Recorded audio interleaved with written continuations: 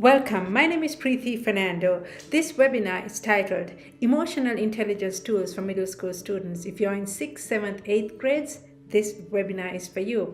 If you're a middle school teacher, there's plenty of information in my webinar that you can pick up to influence your middle school students in emotional intelligence, for you to train them, and for you also to learn about how to teach emotional intelligence tools for middle school students. This webinar is divided into 4 sections. In section 1, you will learn how to handle when someone is bullying you, making you angry, or leaves you out on fun things and makes you feel excluded. Section 2 is about handling anger.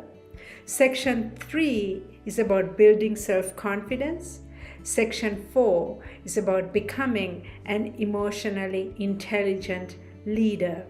As a middle schooler, you have different challenges and difficulties that you may be facing in the classroom besides your classwork. If you have difficulty with your history class, for example, you can probably ask your teacher a question, sometimes get a tutor, go to the library and read some book on it, or get some kind of help. It's different when your problem has to do with a fellow student who is bullying you, makes fun of you in class, or leaves you out at recess in the basketball court. That's a different kind of problem, isn't it? It's not like a homework problem. When someone is bullying you or gives you a hard time, exchanges texts with others about you, laughing behind your back, that's more of an emotional problem. It affects us emotionally. When we think of bullying and being made fun of, we tend to think in terms of a fellow student, a friend, or someone of our age group doing it. Did you know that teachers can also bully students and make fun of them? Sometimes a parent or a family relative could make fun of you and bully you. So bullying and being made fun of does not have to come only from someone of our age group or someone in school. It could come from someone completely unrelated to school. To know how to effectively deal with someone who is bullying you, making fun of you, leaves you out, or makes you feel excluded, to know how to effectively deal with those kinds of situations, it's good to have a basic idea of how emotional intelligence works in our lives and in the lives of other people. Why is it helpful? Here is the reasoning why. Bullying, being made fun of, being left out are related to our emotions. Those are emotionally driven problems. They affect us negatively in how we feel. How we feel related to our emotions, our thinking, our well-being, all those are affected. This is why having a basic idea of how emotional intelligence works can be very helpful. So what is emotional intelligence? Anyone? It is how we feel about ourselves and how we feel about other people. That's it. How we feel about ourselves affects how we feel about others.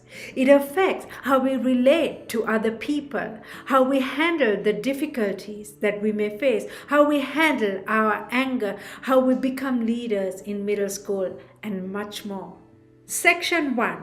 What do you do when you find yourself being bullied, being made fun of, being laughed at, or you are left out from fun things, or you're left out from activities that you'd like to be a part of? Here are some things that you can do. 5 things that you can do. See which one applies to you today. First step, when someone is bullying you or making fun of you, it does not mean that something is wrong with you. Just because someone says, "You're too tall, your outfit looks hilarious," it does not mean something is wrong with you as a person. Validate yourself as a person. Stop validating yourself based on the other person's comment about how your outfit looks hilarious or that you're too tall. Rather than validating the other person's negative or derogatory comment about you, Remind yourself to validate yourself as a person. Remind yourself, just because that person made that comment, it does not mean something is wrong with me. This is the first step, reminding yourself that nothing is wrong with you. Tell yourself aloud if you can, if it's a safe space and it's not going to embarrass you or anyone else.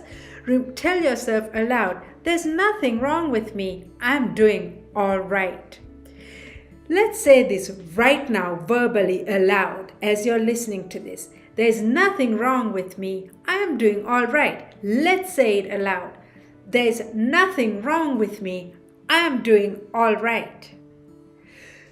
Say these statements either aloud or silently, depending on the situation. When someone is bullying you, someone is cornering you, or laughing behind your back during the bus ride from school, the person you're sitting next to or in front of is saying something, say this aloud or silently.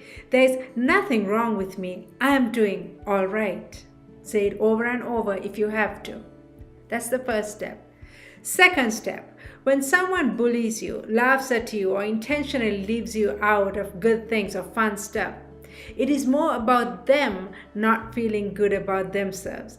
It's not necessarily about you. When a person feels good and happy with who they are, they don't bully others or make fun of others.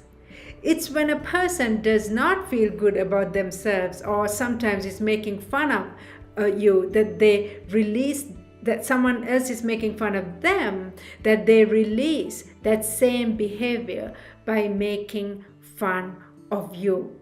I'm not saying you deserve it. I'm not saying they should be doing that to you. I'm not saying that is all right. I am saying that's what may be happening. So if that 8th grader is giving you a hard time, it may not be necessarily about you. It may be that 8th grader may be being bullied at home by a mother, a step sibling, a father's girlfriend that he has at that time. And he is being bullied by someone at home. The way he releases that anger may be by bullying you. Not that you deserve it. It's not about something being wrong with you. It's about that 8th grader taking out that anger within himself or themselves on you. Either silently or aloud, say the following phrase: it is not about me. It is about them.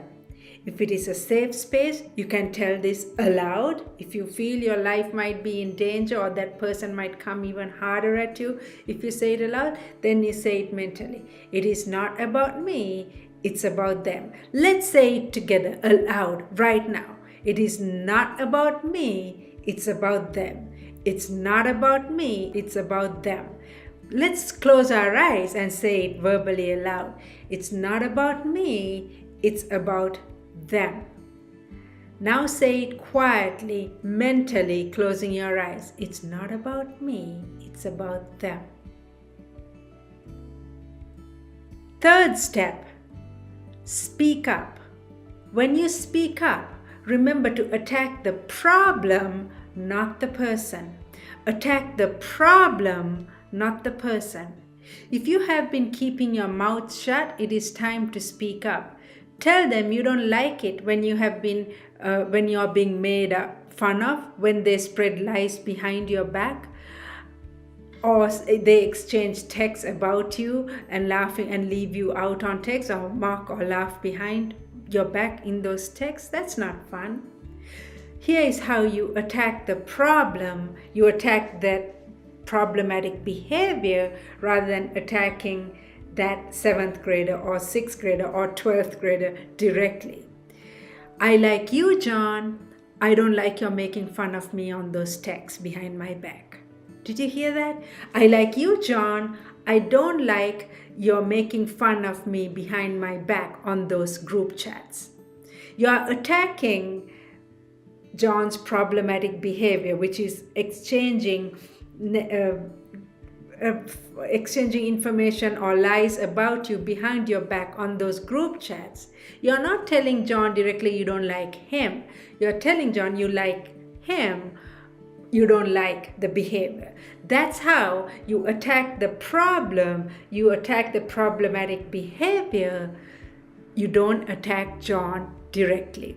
That's how you use emotional intelligence when you're confronting someone who is bullying you, making fun of you, or leaves you out. That's how you use emotional intelligence in a healthy way to confront the problem. You're not being a pushover. You're not simply allowing everyone else to walk over you. You are confronting the problem in an emotionally intelligent, healthy way. Step number 4, control your anger. People who bully you or make fun of you know exactly which buttons to push at which moment. This is what they have been practicing. This is how they feel important by making fun of others. Not a great way to go through middle school, is it? So if you have been getting very angry every time they make a comment at you, or let's say you walk into the classroom and they make a comment at you or laugh behind your back, you remind yourself, today I will remain calm. Today I will not allow that person to bait me into conflict.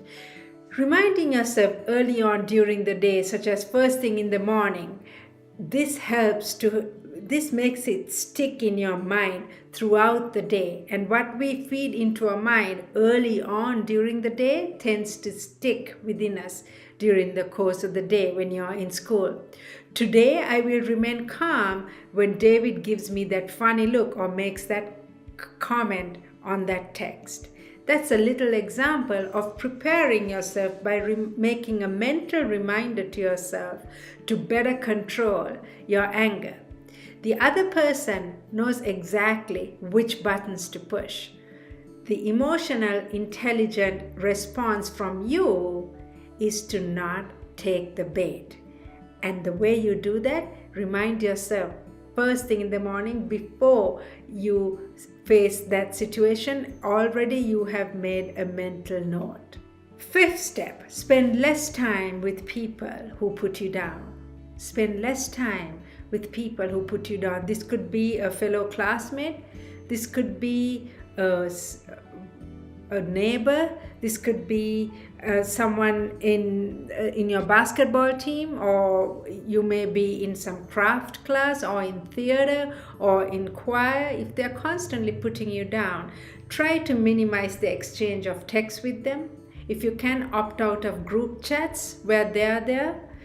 Or if it's one-on-one, if you have been habitually sitting with them at the lunch table, now go to a different table. So you minimize your direct contact with them and you try to get off their radar in baby steps, little by little.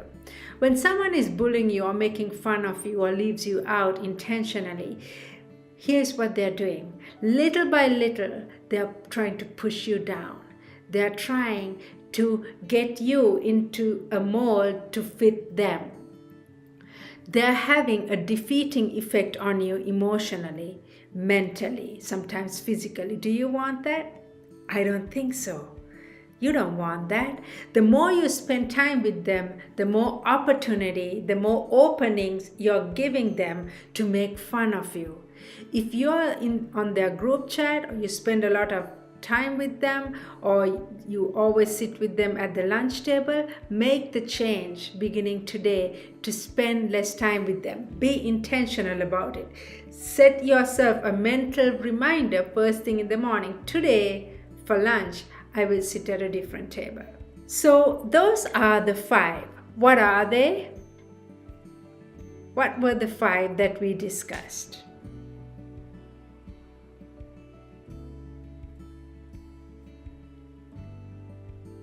First, when someone is bullying you or making fun of you, it does not mean something is wrong with you. Second, when someone is bullying you, laughs at you, leaves you out, it is more about them not feeling good about themselves. It is not necessarily about you. Third, speak up. Fourth, control your anger. 5, spend less time with people who put you down. If you got all 5 down, outstanding, middle schooler. If you didn't, it's all right. Remember them. And you can go back to this or write them down and remind yourself. It's perfectly fine if you didn't get all 5 right. That's the end of our first section on emotional intelligence tools for middle schoolers. Section 2. Our second section is how to manage and control our anger. Managing, controlling, handling our anger in the emotionally intelligent way. Are you ready, middle schooler? How many of you get angry? Raise your hand if you get angry. No middle schooler gets angry? Oh, wow. All right, you liars. I know at least one of you get angry. How many of you get angry? I know I get angry. Getting angry is a normal thing. It's how we manage, control, handle our anger that's the difference maker. Anger is an emotion. It's a very powerful emotion. It can be an extremely destructive and negative emotion if it's not handled properly. One of the best ways to control and manage anger is through healthy emotional intelligence. Spell anger for me. Now we are going into spelling bee here. All right, middle schooler, spell anger for me. A-N-G-E-R. Now spell danger for me. D-A-N-G-E-R. Anger is one letter away from danger. Just imagine you have a huge boulder behind your back, a big boulder behind your back. It weighs you down. When you're at recess, it's difficult to run outside or play basketball because the weight is too heavy. You're carrying this huge boulder. When you sit on your chair in the classroom, you cannot sit comfortably because there's this boulder. When you go to eat lunch, it's hard to get the fork into your mouth because you have this huge boulder. That's the physical weight that's dragging us down. Over a period of time, if we continue having that boulder tied behind our back, what happens? We could have serious health problems. We could fall. We could get hunched shoulders. We slow down. There are scars on our back. We feel burdened. The emotional equivalent of carrying anger is similar to carrying a physical boulder on our back. When we feel angry towards someone, when we feel angry within ourselves, when we feel angry towards ourselves, we are carrying huge boulders behind our back. Day in, day out, they drag us down. It's not hurting the other person, it's hurting us. Here are 5 things you can do when you're carrying anger towards a friend, someone in your class, a parent, a mother's boyfriend, a father's girlfriend who you're not very fond of, a neighbor, a high schooler, a step sibling, or just about anyone. You can tap into these emotional intelligence tools when you feel angry towards someone else, when you feel angry towards yourself, or you feel like someone has done you wrong and you feel angry. 5 tools. First emotional intelligence tool. Have the awareness that you can lay down your anger. You can remove that boulder of anger from your system, from your thoughts, from your feelings anytime. Today, right at this moment, is the best time. Drop it, let it go. Let's do that right now. Think of something that someone has said that made you angry, or someone did that made you angry, or you wish that someone doesn't do that to you that makes you angry, and they keep doing it day in, day out, that makes you angry. Remind yourself, have the awareness that you can lay down your anger. Lay down. Second emotional intelligence tool, try explaining to the other person how they are hurting you, if that is a safe thing to do. Sometimes this may not be safe to do. If this is not a safe thing to do, then don't do it. Sometimes bringing it up and saying it directly to the person's face might put you more in danger. Then let's not do it, because that might make the other person even more angry. If that person is going to come on you even harder, then it's not a safe thing to do. If you feel that saying it directly to that person of what they are doing to you is harming you or hurting you, that telling it directly might help, then explain it to them. For example, if you have a friend in your classroom and everyone is going out to the movies and they leave you out, and you are in their group or you hang out with them and you feel left out, you might say, hey, I felt hurt when you went with everyone else and I was not invited or I was left out. That might be all right to say. It may not put your life in danger. So knowing whether to say something directly and explain how you feel hurt or when not to do it is important. Third emotional tool, do you have to be around that person all the time, day in, day out? If this is the case, yes, it can make things difficult for you. Here's what you can do to help yourself. Acknowledge that what is being done to you is not fair. It might be wrong. Rather than continuing to build anger within yourself, you remind yourself that it is not your fault. Don't let someone else's bad behavior, someone else's anger ruin your life. Fourth emotional intelligence tool, remind yourself, this too shall pass. This too shall pass. Let's say it together 5 times. This too shall pass. This too shall pass. This too shall pass. This too shall pass. This too shall pass. Now close your eyes and say it once. This too shall pass. Saying this kind of affirmation removes you from feeling helpless to feeling hopeful. From helpless, you feel hopeful. That's how we use emotional intelligence to rise above anger, especially when we have to deal with or face someone who continuously seems to be making us angry. Fifth tool, attack the problem, not the person. Here is what that means. If you have a classmate who leaves you out in the basketball field, rather than fighting or building your anger towards him or her, you can say, I like you, Sarah. I just don't like your leaving me out intentionally on the field when you're with your other friends.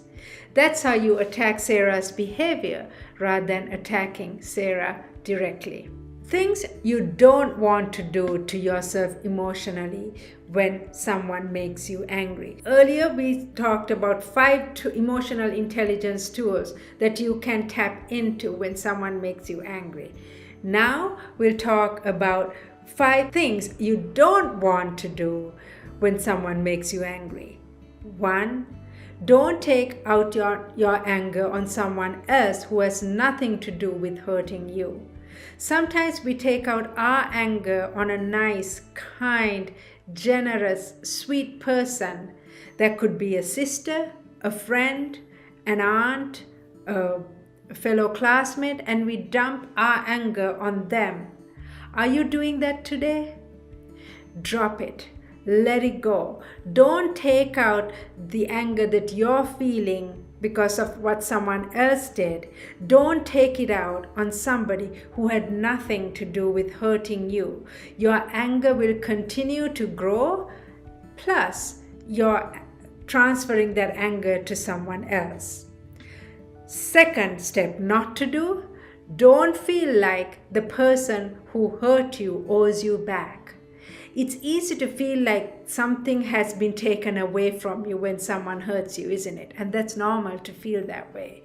So we want to rewind what happened.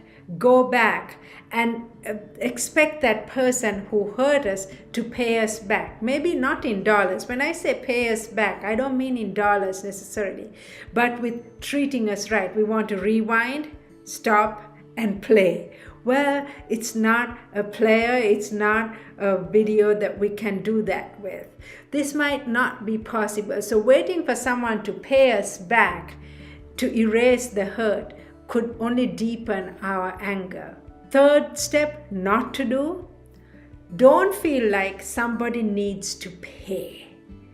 Don't feel like this person will pay for what they did. This is normal to feel, especially when someone treats us poorly, does us terribly wrong, sends us into trauma, or is unjust. We might say, you're going to pay for this.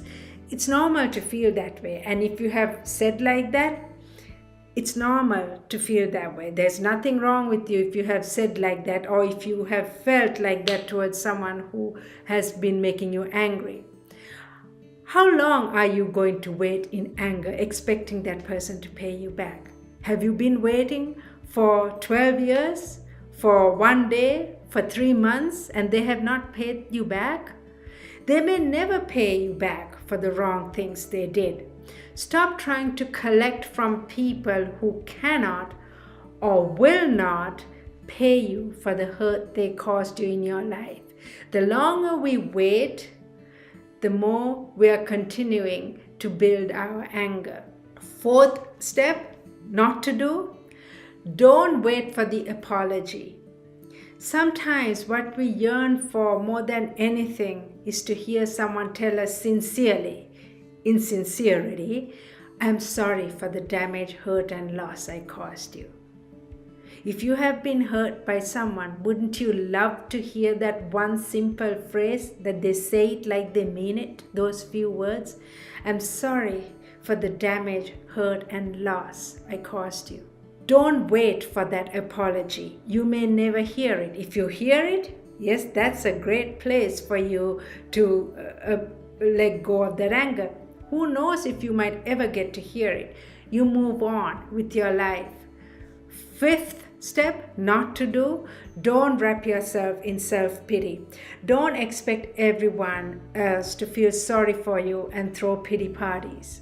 So those are 5 emotionally driven behaviors that you don't want to do when someone makes you angry, when you have anger towards someone, when you feel angry towards yourself. So we discussed emotional intelligence tool that you can try at an emotional level when you feel angry. Here are emotional intelligence tools you can use physically when you feel angry. First, lie down. That's a physical behavior that you can try when you feel angry. It's a physically driven emotional intelligence tool. So the next time someone makes you angry, try lying down if you are in a place that you can do that. It's difficult to feel angry lying down. When we change our body posture and we lie down, it's difficult to feel angry. So let's say someone just said something to make you angry, or you saw something that makes you angry. If you're in a place right now, try lying down. Lying down. You see how it does something, changing your body posture, and it affects your emotions, at least for a few seconds or a few minutes. It might give you a better grip on your anger. Second, physical movement as an emotional intelligence tool to handle your anger is to zip your lip. Zip your lip. Very hard to do if you have a flapping tongue. Put some Tic Tacs if you like Tic Tacs. Have some M&Ms if you're allowed to eat candy. Put something in your mouth that you can chew on, or have some gum so that you zip your lip. It's hard to yell at someone when you're chewing gum. It's hard to yell at someone when you have Tic Tacs in your mouth. When you're putting Tic Tacs in your mouth, here's the emotional intelligence angle of it. You're biding yourself time.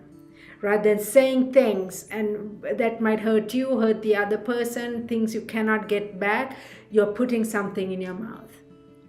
Third, Watch what comes out of your mouth. The mouth can be a great tool if you have the right stuff coming out of it. So pay attention to your words. Fourth, whisper. It's hard to feel angry. It's hard to yell at someone in a whisper. Have you ever yelled at someone in a whisper? It's hard to do. 5, this is another physically driven emotional intelligence tool to handle anger in a healthy way, is counting. Count to 10.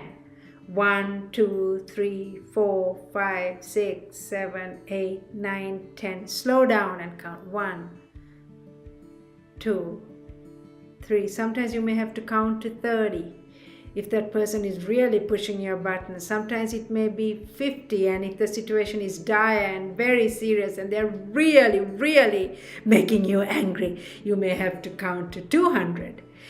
If you're able to, you count aloud. 1, 2, 3. If it's not safe to count aloud, if the teacher made you angry, if your parent made you angry, or your aunt made you angry, then you may have to, if it's not appropriate or if it's not a safe place to count aloud, then you count silently. 1, 2, 3, 4. Keep counting. When you do that movement of counting, you buy time, you give yourself time, you prevent yourself from doing something harsh that you could regret later. You allow that person to give vent. You give yourself time to remind yourself, this is not necessarily about me, this is about them. Some of those other tools we talked about earlier. Just because they are angry at me does not mean something is wrong with me. You have those thoughts that can flow through your mind, and you can come up with a better strategy to handle your anger when you count. 6th physical step that you can use when someone angers you or you feel angry is to be physically still. What are some ways, physical movement wise, when you feel angry? Some people drop things. Some people, you may throw things.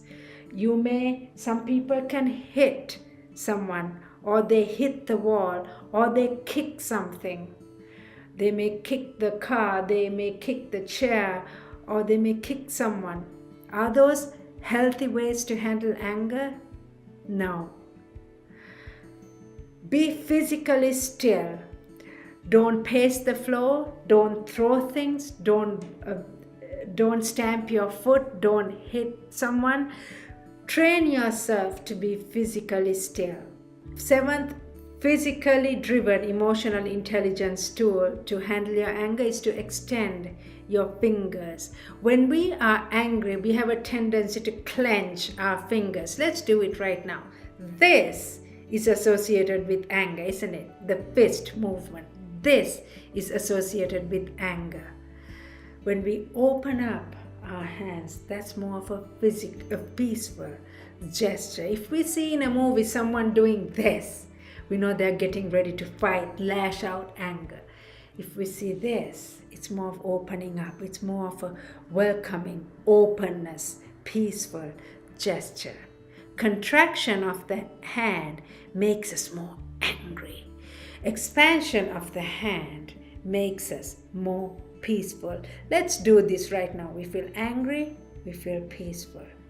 Anger, peace. Let's do it with me right now. Anger, peace. Extend your fingers.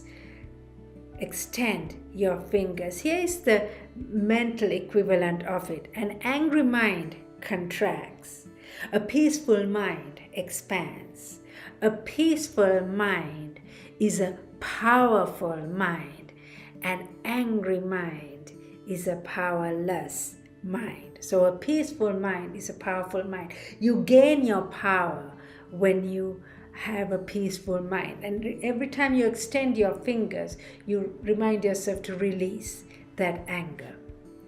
Those are 7 physically driven emotional intelligence tools you can use to handle, manage, control anger in a healthy way. That's the end of section 2 on anger. What are some things that you can do physically that are emotionally intelligent when someone makes you angry? They may send you a text that makes you angry. The teacher makes a comment. Maybe they didn't mean it intentionally to hurt you. You heard it the wrong way. When you go home, someone, your sibling or a parent or a neighbor does something. Someone in your swim team does something. What are 7 things you can do? Or what are a few things that we discussed? We discussed 7. Tell me, can you remember a few things that you can do?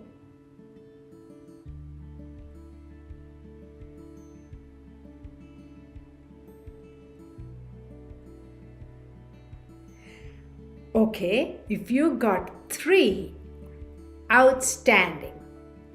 If you got 6, great. If you got all 7, if you remember all 7, phenomenal. What are some things? Lying down, zip your lip, pay attention to your words, whisper, counting, be physically still, extend your fingers. Our third section, self-confidence. Self-confidence. Here are 5 things you can do to build your self-confidence so that you feel good about yourself. Here is why self-confidence is important and why it is an emotional intelligence tool to handle when someone bullies you, when someone laughs at you, when someone leaves you out or excludes you, or you just don't feel good. The reason self-confidence is important is it's directly related to how we feel about ourselves. It's not others' confidence. You remind yourself it's self-confidence. It's not others' confidence, it's self-confidence. How we feel about ourselves. At the start, we defined emotional intelligence in a very simple way. It's how we feel about ourselves and others. How we feel about ourselves affects how we feel about others. How we feel about ourselves affects how we relate to the problems and difficulties, the bullying or feeling left out, a hard day in school, the workload is too hard. It affects how we relate to all those things. Self-confidence is a key part. I don't think I can arises from a deeper I don't think I am. I don't think I can arises from a deeper I don't think I am. When you build your self-confidence, you say I am, I can, I got this, I can do it. Then you are willing to go through something that might be uncomfortable. You may not be used to it. It might be new. Because you feel self-confident, you have more courage. You have more strength. You come from a place of peace and you feel like, I got this. Let's say it together. I got this. I got this. Here are 5 things that you can do to build your self-confidence. Every morning, before you get out of bed even, tell aloud, I am worthy. I believe in myself. You can either say this mentally, early in the morning, you're kind of groggy, you may not feel alert to say it aloud. Mentally remind yourself, I'm worthy. I believe in myself. I'm strong. Let's say it aloud right now. I'm worthy. I believe in myself. I'm strong. Let's say it again. Say it like you mean it. I'm worthy. I believe in myself. I'm strong. Now close your eyes and say it mentally, softly, without saying it. Mentally say it to yourself.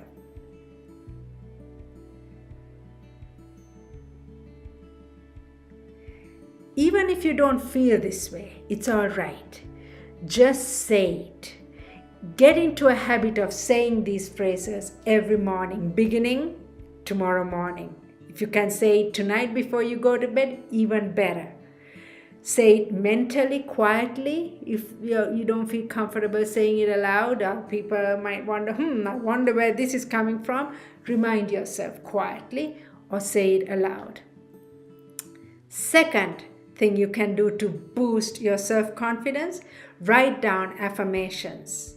Affirmations. Put them in a place where you can see them. If you have a room of your own, take a simple piece of paper. You don't have to go and buy an elaborate journal. Get a piece of paper. Write down some affirmations that will boost your self-confidence. Maybe you can write things like, I will get through this. I have power. I have strength. You don't have to feel that way. You just write it down and post it where you can see it. It can be above your bed. It can be in front of your desk if you have a desk workspace. If you don't have a desk workspace, it might be by your backpack, by your shoe closet, or somewhere, or in your bathroom cabinet mirror, somewhere where it is visible and you see it. Here is what you have to remind yourself. Don't keep it forever. You want to keep it fresh. Every week or every 2 weeks, write down affirmations again. They don't have to be the same affirmations. Write down something powerful, empowering, that builds your self-confidence. If you don't know what powerful and empowering statements are, go to Google. You might have a laptop, or if you don't have a laptop, go to the library, go to school where they have laptops, and type in powerful affirmations for self-confidence. And you can use online Google for this, and they'll give a whole listing of powerful affirmations, and select a few and write down those affirmations, post it every week or every 2 weeks, keep it fresh, crumple the old one, rewrite some new affirmations. Affirmations. Third tool, when someone is bullying you, laughs at you, leaves you out, remind yourself, nothing is wrong with me. I am worthy. Nothing is wrong with me. I am worthy. Let's say it together right now. Nothing is wrong with me. I am worthy. Close your eyes and say it quietly.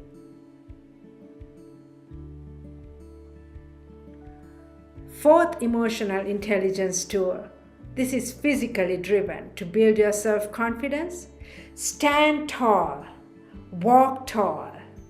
Then it does something to making you feel good. Keep your head straight. Stand tall. Walk tall.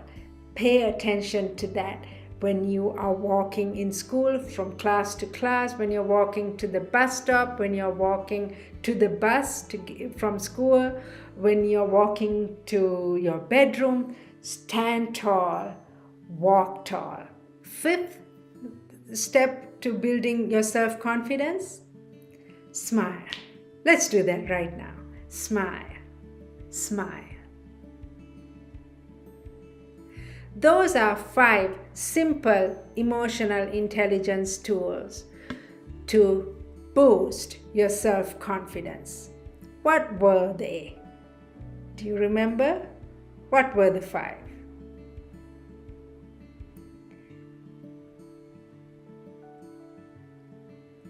If you remembered 3 of them, outstanding. If you remembered all 5, phenomenal. If you didn't remember any, that's all right. You can listen to them now. Here are 5 emotional intelligence tools to boost your self-confidence. Every morning, remind yourself by saying, I believe in myself, I'm worthy, I'm strong. Say this even if you don't feel like it. Second, affirmations. Post them where you can see them. Third, when someone gives you a hard time, remind yourself, nothing is wrong with me, I'm worthy. Fourth, stand tall, walk tall. Fifth, smile. That's the end of the section on building self-confidence. Now we move on to qualities of an emotionally intelligent middle schooler. Let's say it together. I am an emotionally intelligent leader. I am an emotionally intelligent leader. Say it with me one more time. I am an emotionally intelligent leader. One more time.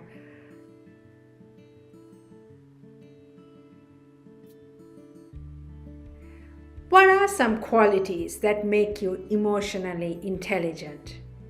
Here are some qualities that can make you an emotionally intelligent leader. If you have one or two of these, that's great. If you feel like you don't have any of them, that's all right. Today is the day to start becoming an emotionally intelligent leader in school, when you come home, when you're riding the bus, when you're playing tennis, when you're walking, when you're at the grocery store. You can try these in simple ways. You leave others in emotional increase. In other words, you do something for the other person to lift their spirits whenever they have an encounter with you. You do something to lift their spirits. Doesn't mean you have to give them something. You don't have to give them an expensive gift. I'm not talking about items. I'm talking about how you make the other person feel. That's one quality of an emotionally intelligent leader. 2, you pay attention to your word choice. Here's why you do it. You know that every word carries power. If another classmate is having a hard time, there's something difficult going on between their parents at home, and they have a meltdown or they cry, here is how you pay attention to your word choice. Rather than saying, what's wrong with you, you're crying, you might say, what's troubling you? Rather than saying, what's wrong with you, you say, what's troubling you? That's how you become an emotionally intelligent middle school leader. 3rd, you have empathy. You can put yourself in another person's shoes and get an idea of, wow, that's what that person must be going through. You have empathy. 4th, you know your strengths and weaknesses. You know what things you're good at. You also know what things you're weak at. 5, you are self-confident. Let's say it together. I am self-confident. I am self-confident. Now say it with a physical movement that builds your self-confidence.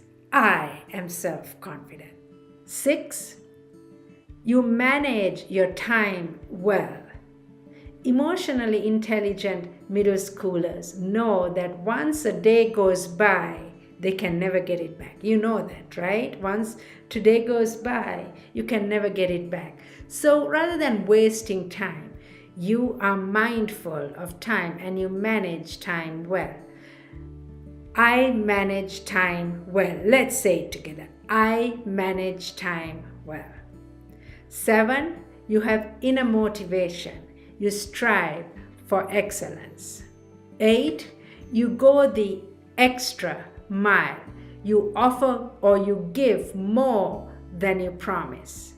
9, when someone makes you angry or you feel pressure, you have grace about you. You have emotional self-control when things get heated or angry or difficult.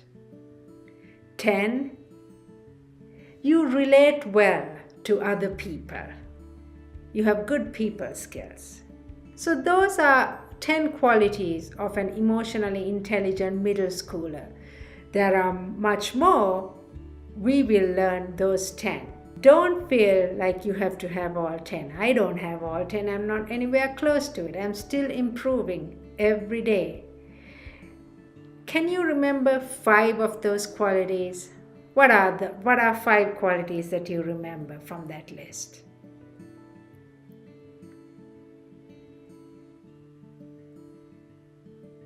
Do you remember all 10?